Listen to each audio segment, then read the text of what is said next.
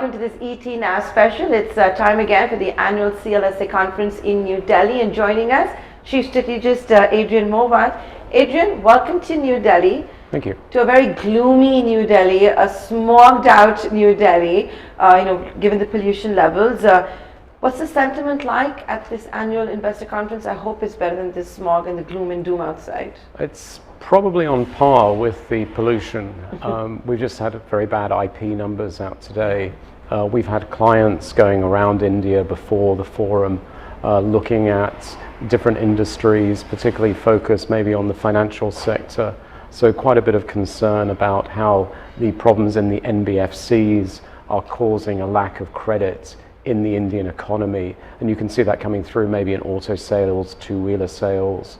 Which have started rebounding. It's beneath the festive season. We've started seeing the green shoots and the turnaround. Yeah, I think it's a very early, data point. And certainly the anecdotal evidence that people were being given was that credit availability is an issue, and so it's an issue for consumer goods, it's an issue for industrial goods, it's an issue perhaps for the farmers as well. And so there's a concern about the economic outlook. And so the mood is quite downbeat, and it's a concern essentially around what will be happening to earnings. Earnings, of course, has remained a sticky point. Corporate India remains sticky, doesn't want to increase its capex, despite maybe that bonanza, the corporate tax rate cut coming in at 20%. But when the outlook is looking the way you're saying, are investors cognizant of government action, or they think it's not good enough, whether it's a corporate tax rate cut or the willingness to right a wrong as far as that FPI tax goes, or just other noise you're getting as far as real estate sector goes? So I think investors certainly appreciate that the government is looking at the issues and is making decisions. So it's terrific that India has brought its corporate tax rate down to 25%, which makes it on par with most other countries that we look at. And there's no point in disadvantaging Indian industry with a higher corporate tax rate. Translating that into more business investment, well, if you're going to make a business investment, the first thing you need to do is be confident in demand.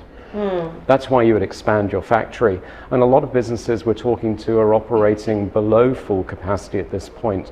So they don't really have a need to invest in new plants and machinery.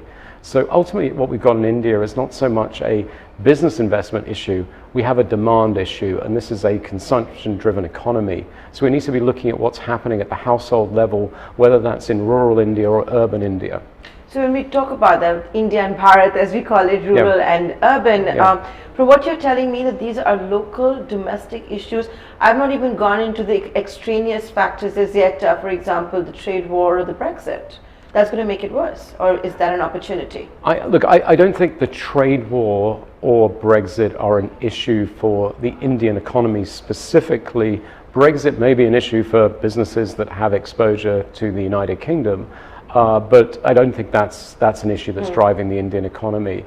When we look at the trade war definitely hits China, it hits North Asia, where the economies are more open, more exposed. Then if you look at the city-states of Hong Kong and Singapore, where trade is a big part of their economy, these economies, the GDP numbers are contracting because of the trade war. So I don't see trade as a big issue for India. In many ways, the trade war is a relative advantage, in that investors have been hiding out in India and also in Indonesia because they view these as high-growth thematic markets. They're willing to pay a higher P multiple because these markets, these economies are growing stronger than they're seeing elsewhere. The problem is they're not growing as fast as we thought they were going to grow. And both India and Indonesia are sitting in this camp where investors have paid a high multiple for high growth. And the GDP numbers that are coming out, the earnings numbers that are coming out are well below expectations. So they're not buying this entire argument that's put out that India is still one of the fastest growing economies. It cannot be isolated. World growth is coming down. They're not buying any of that. Well, they bought it, and then the growth rates are lower than they were expecting. Okay. So I think there's a degree of disappointment. Is an expectation problem? Yeah. I mean, India still is growing relatively fast versus other economies. Global growth is particularly weak at the moment, but it's perhaps not growing as strongly as the forecast had 3 months ago, 6 months ago, and certainly not 12 months ago, right? So then, when we look at it from that perspective, and with global growth also still being under pressure, would it be too much to expect India to remain the darling? Because if you're not going to invest in the argument also used to be, if you're not going to be in India, where are you going to be? Well, let's step back a minute. So emerging markets are certainly not the darling. Emerging markets have consistently underperformed for a decade now. India has performed bang in line with the emerging market indices over the last 10 years. You have made 2.5 times, the returns in the United States than you have in emerging markets over the last 10 years. This is a big issue, right? The belief in emerging markets as a growth story has almost disappeared with the global investors.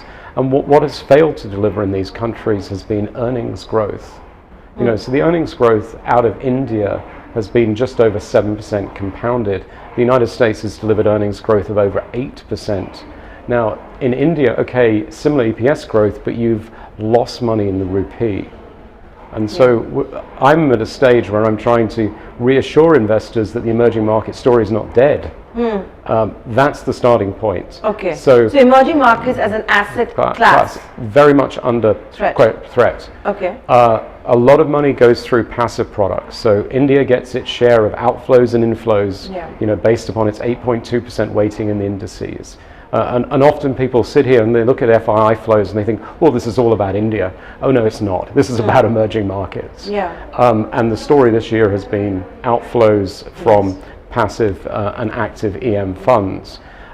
India had the status, as did Indonesia, as I was highlighting earlier, in which people thought, well, this is a more insulated domestic growth story.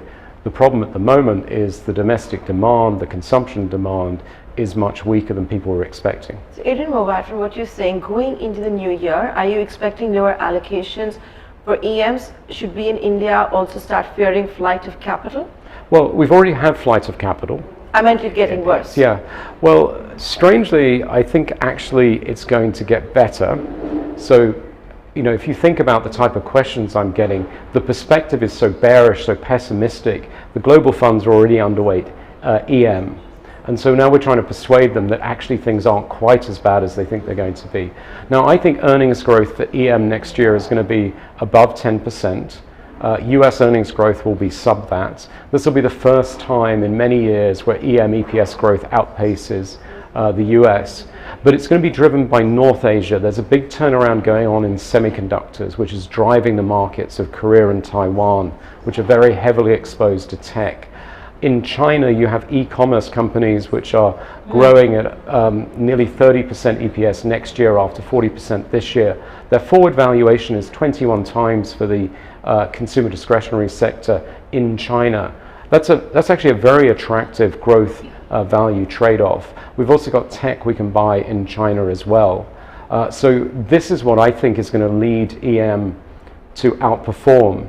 But India doesn't feature in that. India will underperform that. Okay. And my advice is that the initial outperformance in EM is going to be in North Asia, and that's where I want to allocate capital. So what is CLSA's position for India? So we are underweight India within an emerging market and an Asia-Pacific portfolio. We think the Indian equity market will go up, but it will not go up as much as North Asia is going to go up. Okay. And after halfway through the conference, you're willing to re-rate that performance, you think? Or no. I think the more data points we've seen during the conference has actually made investors more cautious, and some of the people that turned up here with maybe a more optimistic view about they were going to find good investment ideas they kicked the tires, and actually the data is probably poorer than they were expecting. Okay. And this is also at a time when the government of India and the Central Exchequer have come out with this very ambitious program of selling what we call family silverware. Government companies, there's going to be so much paper that's going to be out there, but from what you're telling me, the appetite for India is quite bad, and this is going to be competing with the private sector as well. Yes, so what I think is going to happen is that EM surprises positively next year from these incredibly low expectations. So again, with this idea that you do get passive money, I suspect India will see inflows despite the issues around the sort of fundamentals here.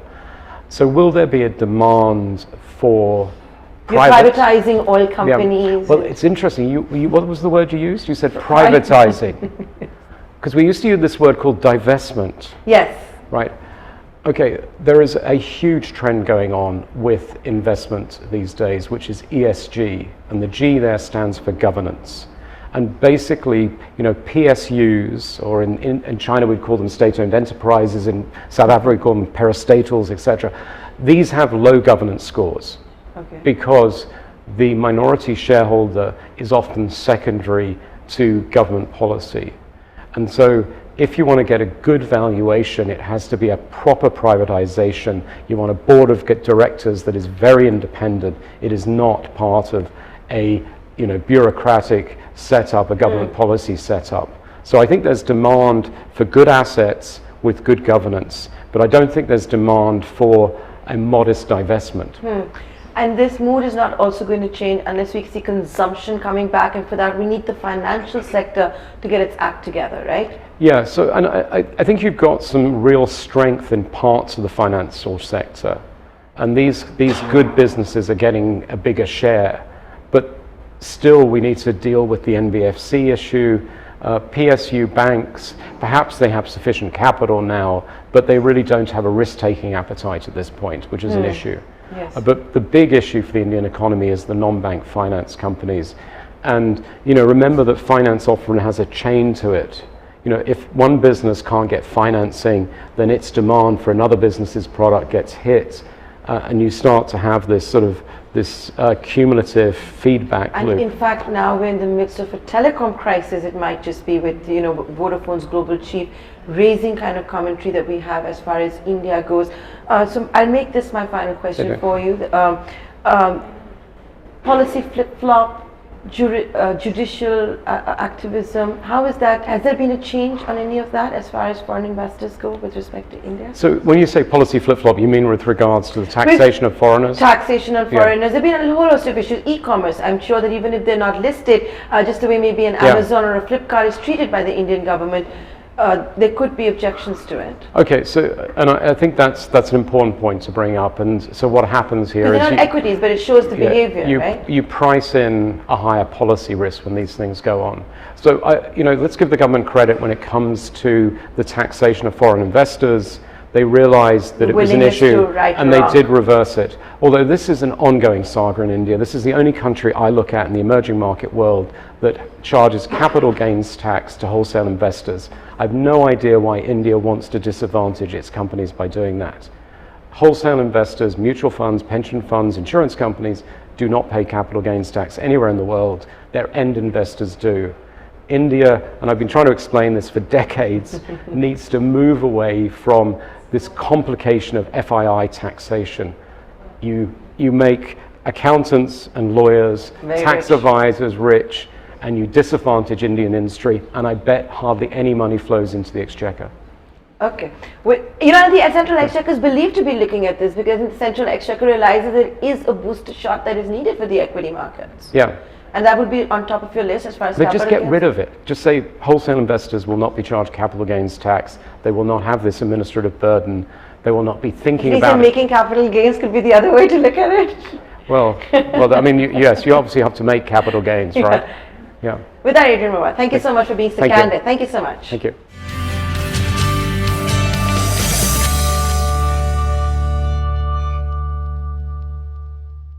It's an ET Now special. We're covering the CLSA annual conference in New Delhi, Gurgaon to be precise. Now joining us is Mahesh Dandarkar. Mahesh, thank you so much for joining us here on ET Now. Thank you very much for inviting me. It's that time of the year when we see the CLSA conference, coinciding with, of course, the worst air on this planet in New Delhi and Terrible. the pollution. Yeah. I hope the mood is better than what we're seeing outside our windows and the smog. Yeah, I mean, I hope the air quality was better. It would have helped. But yeah, I think the investor mood can be classified as mixed. Mixed because on one hand you obviously have the economic data points coming out of India, which are not that great. We all know that. Most likely the September GDP print is also going to be weaker than the June quarter. So that's not a good news. But I would say that in general, we've been seeing the decent level of incremental interest from the investor side, and people inquiring about when the worst is going to be over, because at this point in time We've not bottomed out? The data points don't show that. I mean, my personal view is that we are close to bottoming out. My personal view is that December quarter should be the bottom, and things should begin to look incrementally better from March 20 But from onwards. what perspective? The earnings perspective, the consumption perspective, which parameter? You think all of it is I going would to say, yeah, from the broader economic perspective as well, and obviously that would translate into the earnings expectations. The reason why I say broader economic perspective is, I mean, just beyond the technicality of YY numbers beginning to look better from Jan, because the March 19 was a weaker quarter to start with, and therefore, but beyond that, the more positive reason, more kind of a fundamental reason is the bank sector sitting on a huge amount of liquidity. It's almost 30 to 35 billion dollars of excess liquidity that's currently there with the Indian banking system, and they don't know what to do with it, or they don't want to lend that money because of the risk aversion. But that's not a sustainable proposition going forward, and especially keeping in mind that what they are earning on that 30 to 35 billion dollars is the reverse repo rate, which is like 4.9%, which I think is going to decrease even more as we go forward. So I'm sure that money will slowly begin to find its way into the real economy. Now most of the public sector banks have got enough equity as well, and there is some amount of pressure from the government to kind of start lending. So I think all this should mean that the credit growth slowly begins to improve from very awful numbers that we've been seeing for the last couple of months. You have an underweight position in India. CLSA has an underweight Yes, position our in India. global strategist has an underweight position on India, and the reason for that is he expects more money to flow into the North Asian markets like China, Korea, Taiwan, etc. What is Mahesh Nandarkar and CLSA's outlook for the markets? No, so it is very consistent with what Adrian has been saying, that while India might be underperforming, but directionally it is still on the positive side. So I mean, India might be up 10% and China might be up 15%. I'm just giving hypothetical numbers, but it's still an upside that we are talking about. And in that sense, I'm optimistic that the bottom is not too far away from where we are, helped by a slow improvement in the credit growth. We also feel that the housing market has also bottomed out, and I think it's a matter of time before things begin to improve on that side as well. The disinvestment program, the privatization program beginning with BPC, enough appetite for all of that, and it's going to be competing with private sector, right? Privatization is going to be great, because if the government does that, then it actually reduces the pressure on equity markets, right? Because rather than selling 1%, 2%, 3% in like a whole host of companies, if some part of that load is going to be taken up by large scale privatizations, then it's actually good, because I mean, we are talking about some strategic investor coming and buying, so it doesn't really sort of puts but incremental besides pressure. that, there is a massive disinvestment program from the equity markets perspective. Right. Can it crowd out the private sector? No, Look at the numbers, they're boggling, right? Yeah, no, that's true, and very rightly so. In fact, that's the reason why one cannot be super positive on the broader state-owned space, which is not likely to see privatization. Okay. Right. So there are some companies which may go through the privatization side, and there are some that will go to the usual 1-2% disinvestment. I think that 1-2% disinvestment is clearly an overhang. Okay. On those names. Okay. Yeah. And even ETFs, which was once being talked about a lot, there is a perspective that it crowd outs the market, its time is done, it needs to be done away with. I don't know whether the government can do away with that, because ultimately it's a fiscal math that they have to match. So if the government is looking at raising $1 trillion from there, I mean, they need those $1 trillion, right? I mean, as it is, the tax revenue growth is far weaker than what the budgeted numbers are. So I think, I mean, however we may feel rightly or wrongly about it, but there is no escaping that disinvestment number. If we're reaching the inflection point in the fourth quarter of this year, or the bottoming out, at least ending with the December quarter, can we start, are you expecting significant upside from the equity markets perspective going into the new year?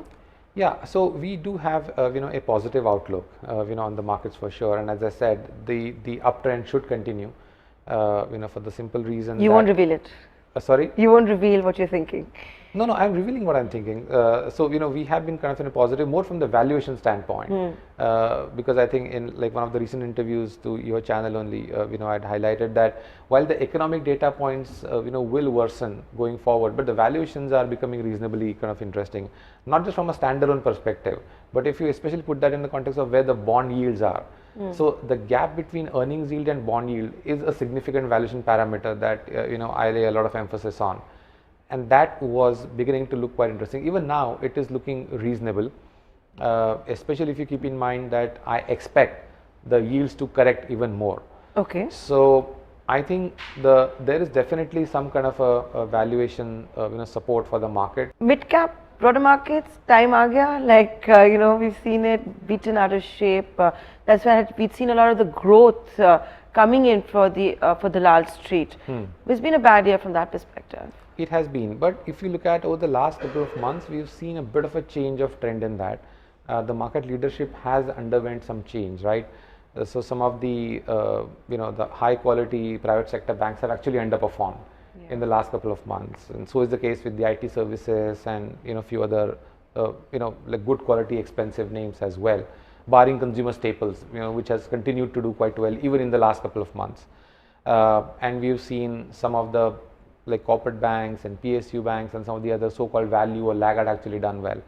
Now it's too early to take a final call, a trend which has been going on for the last 5-7 years, that you just buy the quality names and no matter what the valuations are, just keeps on going up and value just keeps on doing a bit of a yo-yo in between. So with just 2 months of performance, I can't really conclude that trend has changed. But I am of the view that there is a greater likelihood of this change of trend sustaining. Okay. Because of the reason that I said in the beginning, which is that I feel that the economy is close to bottoming out, housing market, and therefore the investments are close to bottoming out, etc. So if that fundamental view plays out, then I think this change of trend should also be sustainable, and this change of trend has been visible in the mid caps as well. Over the last couple of months, while the market has moved up, I think mid caps have done slightly better than the sort of the large cap indices. And what are the themes that you're liking at the moment? So the themes that we like are, we do have an increased allocation to the cyclical themes. Yeah. So one of those cyclical themes is the NPLs peaking out. And it's not a very new theme. The markets is kind of reasonably well positioned. The investors are well positioned, onto that theme of the corporate banks. And I think there is no reason why that theme will not play out over the next few years. Do you like public banks more than private banks? I'm still going to play with the private corporate banks, but the top tier public sector banks is also something worth considering. Okay. So I'm not kind of ruling that out. So that is one kind of theme. The second theme, as I think, is just the market share changes that are happening in the housing market. Whether it is the developers or whether it is the housing finance companies, both. We are clearly seeing the weaker players are losing share and the stronger players are gaining share. So I think that's the other sort of big theme that we like. So one should play into that theme even if one doesn't believe in the property markets bottoming out. I believe that the latter is happening. The property markets are close to bottoming out, and that's an additional reason for one to buy. If people are not buying sectors. biscuits, how will they buy houses? That seems to be the popular view, right? I'm just saying it. No, see, the thing is, if you just look at mathematically speaking, right, the investments plus consumption plus export minus import is equal to GDP. Just like pure mathematics. Export minus import is a relatively small part. I hope all the economic students are watching. The consumption plus investment therefore is largely equal to the GDP, right? So if you are bullish on investment side, you have to be, for mathematical reasons, bearish on the consumption side. You can't be bullish on everything. And yes, if the investment side plays out, then that helps drive broader economic growth improvement, and that helps the overall GDP growth, and that helps the consumption side also. But that's more like a second derivative. Secondary derivative, yeah. Yeah, that's the whole point. I think we all are waiting for that. And hey, Chandrakar, thank you so much for joining us and Always a giving us this pleasure. Thanks interview. a lot. Thank you. Thank you very much.